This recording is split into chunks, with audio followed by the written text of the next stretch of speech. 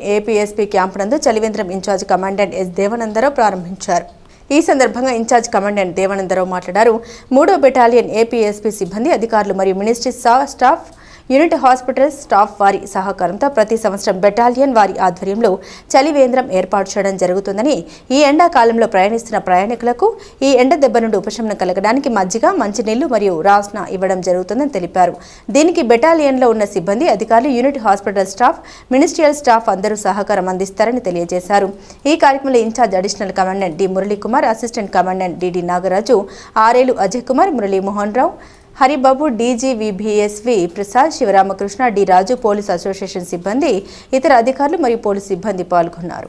ప్రతి సంవత్సరం 3rd battalion APSP వారు ఏర్పాటు చేస్తున్న చలివేంద్రం ఈ సంవత్సరం కూడా మా ఆఫీసర్స్ మెన్ మరియు అసోసియేషన్, అలాగే medical staff and ministerial staff వారి సహకారంతో ఈ సంవత్సరం కూడా వేసవి కాలంలో 3rd బెటాలియన్ నందు ఈ చలివేంద్రాన్ని ఏర్పాటు చేయడం జరిగింది.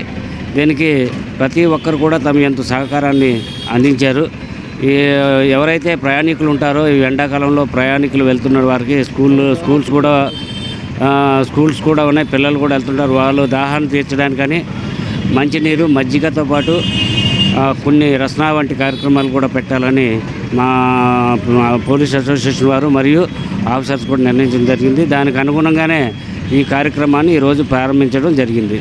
Thank you very much.